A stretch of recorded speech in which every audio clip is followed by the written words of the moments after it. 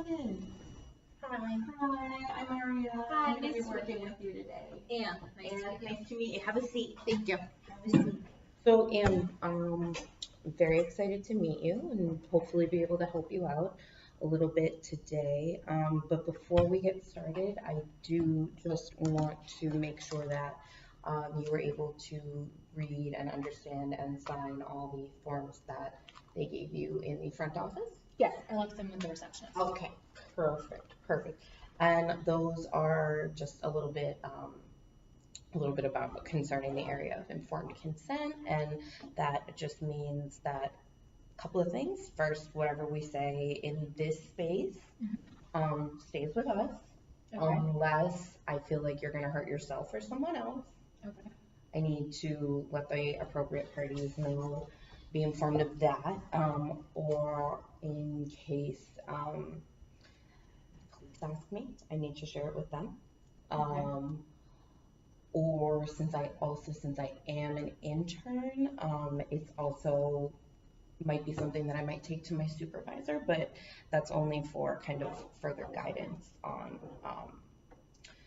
and to gain insight on the issues. Is that something that you would feel comfortable with? Yeah, that's fine. Would I know that you're going to share it? Absolutely. Can we talk about that before it happens? Absolutely. That would be something that I would bring up definitely to you to make sure, just to kind of gauge your level of comfort on the issue as well before we started. Do you have any other questions regarding informed consent? I don't think so. Is there a way that so I'm not sure that I might need some of this information. If I was to ask for some of the information, would you be able to give that to me about our sessions? Absolutely.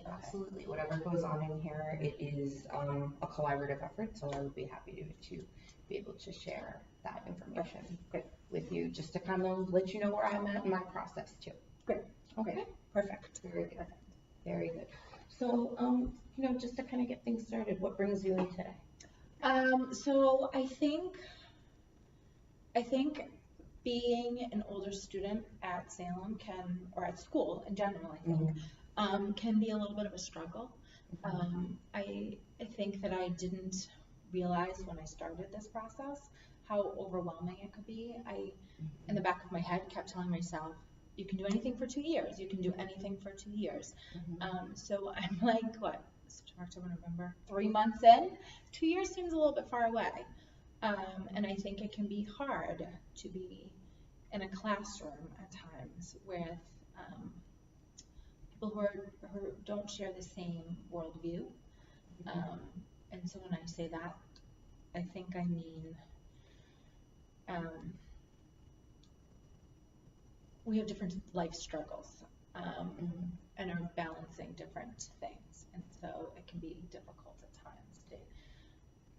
I've been there, I've done it, I've done the work, and here I am, just trying to get the master's degree for it, raising my family, doing my internship, working full time, and sometimes it's a lot. It doesn't sound like it's a lot, it is a lot, and I think for anything else, you should really give yourself a pat on the back for deciding to kind of make this next step that might feel weird and unfamiliar and very kind of throw all the balls that you had, right. So I think air. That's what ended up happening, right? So I'm pushing 40, and that's how I ended up back in school. Was I had this moment of, what the hell am I doing with my life, right? And so how do I figure that out? And so I jumped into school thinking that would help me make a plan. Instead, I don't think I thought through my plan so well. Does that make sense? It does make sense. So what I'm hearing is that you kind of were feeling maybe a little bit frantic and found this seems like a very plausible option, and that is why you were drawn towards it, but it was only maybe in that moment to kind of alleviate that feeling of panic that you were having, and now that you're here, right, and you're in it, and you're Not doing winning the it. work. Let's not say not winning it. But yeah, now that we're here, or you're here, and like you're doing this work, you're like, I really should have thought this through better. Yeah, so I think that it's a lot, and it's short-sighted and long-sighted, right? So Absolutely. I think I could continue on and make it a longer process. But again, I feel like I'm pushing 40. I don't want to be in school till I'm 45, 50. I'm struggling with the fact that I'm going to be 40 and still in school. So I need to get it done. But there just doesn't always seem to be enough hours in the day between working, my internship. I have 4 kids under the age of 10. Yes. I have 4 little boys under the age of 10, so they rule my afternoons, and so homework doesn't happen until like 10:30, 11 o'clock at night when they go to bed, and the house closes. So you are so, in addition to doing this huge thing for yourself, you're so many things to so many people, and Yes. you're holding, sounds like all this, you hold so much space at home. Your mom, you're the center of the universe. And then at school and kind of like in your master's program context, you're also holding space. The career that you've chosen is defined by holding space, and you're kind of like, who's going to hold space for you? So that's how I got here, right? Is trying to find something for me. I just probably should have taken yoga, right? Like, I mean, trying to find something that made me feel better about me to grow as a person, but did it in a way that I didn't think through, I think, how difficult it can be and how many papers you have to write and how much stuff you have to read. It's stressful, I think. Yeah, it's not, like I said, like I feel like as women, we tend to like minimize some of the things that we say with like, I think, but we're like, no, like we know, because this is like our lived experience. And you know that that is what you are feeling right now. Okay. So don't own that.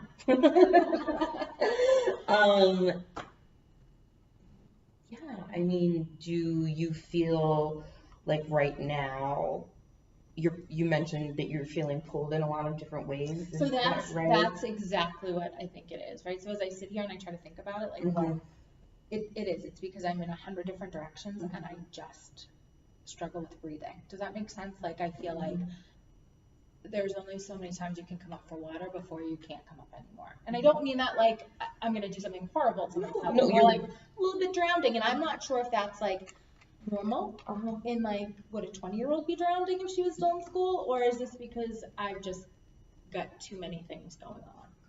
For sure. But I'm not willing to let any of them go. You Right? just answered my next question. Is there, so if that's not something that you're willing to explore at kind of this juncture in time, you might come to it later, but right now, like that's not where you are. What support systems do you have in place? Like how, like I'm sure that, you know, there are people and places and things that you can not rely on, but maybe like go to, and are you comfortable with asking for help? So no. No, So I'm not sure that I have the best support systems, but I also think that asking for help is something that I struggle with. Okay. I think having to, I'm the person who does it all, and to have to say, can somebody help me, can be hard or discouraging. And I also think I have this fear of like, what if they say no? And so that can be definitely something that I have to work, again, right, that I have to work on. But no, I think that if, it sounds like what you're saying is if we look at the people in my world, Yeah.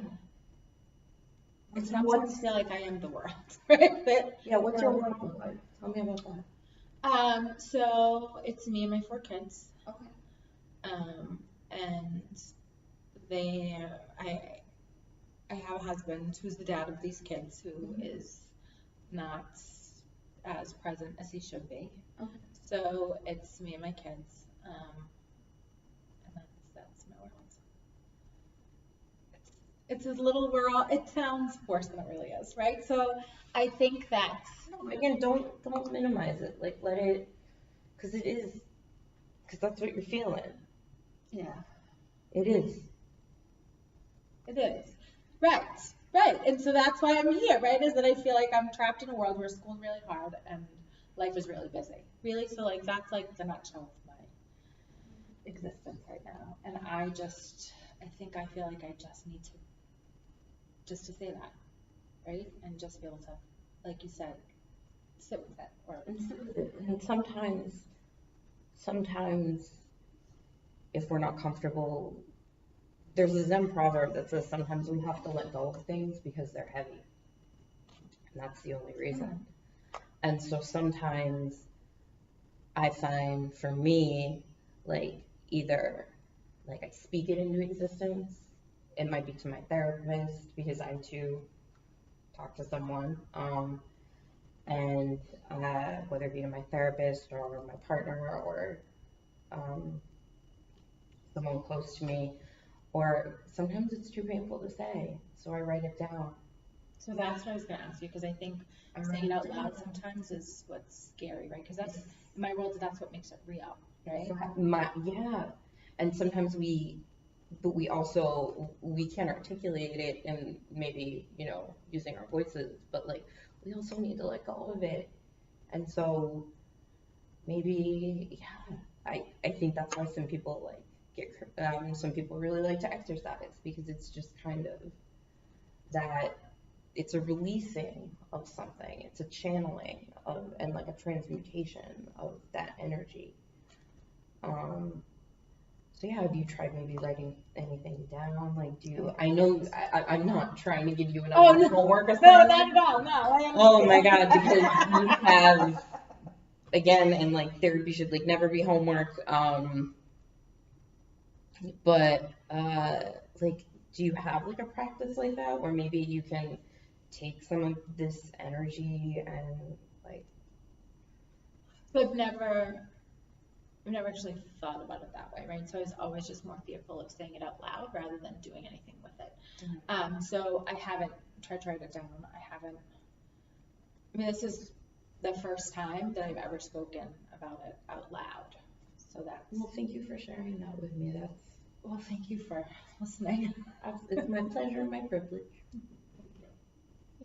But I haven't tried to maybe write it down. To release it. What did you say the Zen proverb was? The Zen proverb is sometimes we have to let go of things because they are heavy. I like that. I'm going to have to let that percolate, right? So file that card. Yeah. Let it marinate. Yeah. I love that. I like that. Let it marinate. Yeah. I like that. Yeah. So 2 years. I'm sure plenty of students come in here with the same. I mean, I'm not. That's just hard. It's supposed to be hard. Exactly. I think that's the key, is that it's supposed to be hard, and maybe as human beings sometimes we don't love like the contraction periods that lead to the expansion periods. Right. And I know for me personally, when I was in school, that I experienced very similar feelings, and I think that it's very normal in the sense that it's something that everybody goes through, but it's not normal in the sense that it looks and feels different to everyone. And you had, mentioned earlier, like, is a 22-year-old stressed out the way that I'm stressed out? And I think yes, because you're sharing this common experience, but no, because your concerns are so different. Right. And I think that it's also unfair for you to hold yourself to like 22-year-old standards. Yeah. Our own little midlife crisis, I think, around this. But I think, so that's the part that's hard, is like I sit in class and I'm like, oh my God, I'm so overwhelmed with, the information I get, and it's not hard per se, but the amount of work can be difficult because my world just doesn't allow for that to happen. Mhm. And I just don't feel like, maybe it's just because we just don't talk about it, is that people are open about that or share those feelings. So sometimes I feel like I sit in a place where am I the only person feeling like I'm drowning? Because I don't think it's one of those things that I guess maybe everybody thinks and nobody talks about. I don't know. Or maybe it's me. Maybe I am drowning by myself. No, well, if I'm not going to negate your feelings, you're drowning, but again, I think that it is a common experience that like exactly nobody talks about. It's like a secret shame, which like it shouldn't be because we're all here and showing up and like all doing the work and processing. It just looks and feels and like you're a mom, so you know, excuse me, you know, like with your kids' school, you know, like you have four very different personalities that you're like working with, and one learns one way, one thing works really good for the other one, you know. So maybe if you kind of framed it in like that context, because they all have like different needs, it just doesn't make it just, but every need is equally important. It's just like, again, it's just different. Okay. Right. I think I probably should just try to figure out if I can make it work in 2 years. And it's not allowing yourself that's okay. So that's the key right there, right? Is that it just has to be okay. It just has to be okay. And whatever okay looks like and feels like to you, because okay is different for everyone. But what would okay look like for you if you hypothetically decided that you needed to extend your length of time in the program? So I think for me, it's not so much that I have to prove something to the world that I can get it done in 2 years or to my family. It's more that I have to. So I'm not someone who's ever, if I start something, I finish it. And when I have a goal and I work my way to the, like I just don't give up. And I feel like I have to be willing to understand that by extending it isn't necessarily giving up.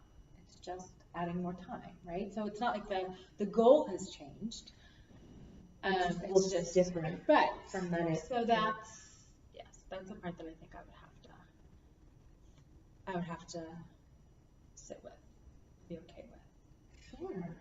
Because that's also a huge transition. Like that's a transition on top of a transition. Right. You know, like going into school with this kind of set trajectory that it's going to happen in 2 years, right, or whatever the time frame looks like, and then having life happen, right, and figuring out how would how would okay like feel, like maybe like even like in your body, like where would you like feel it in like your solar plexus, like you know, like your stomach and your heart, like where would you feel it? I think it would have to be my head, that I would have to just, I would have to just be okay with. My life, I think, would be a little bit more settled now and a little bit less stressful. But I just have to figure out if I would just be broadening the amount of time that it would be stressful. Like I'm turning my kids' worlds upside down. So would it be less of an upside down if it went 3 years, or is it just like, you know, get through it about the Band-Aid, like go as fast as you can, get it all done, so everybody's life can just get back to normal. Does that make sense?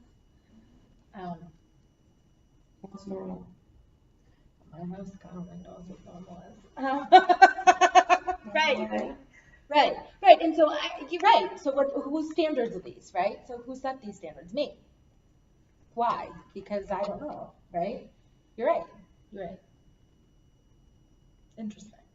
I don't know if it's a question of me being right or not, but I don't know. I just hope that I was able to maybe give you a little bit of perspective or a different perspective.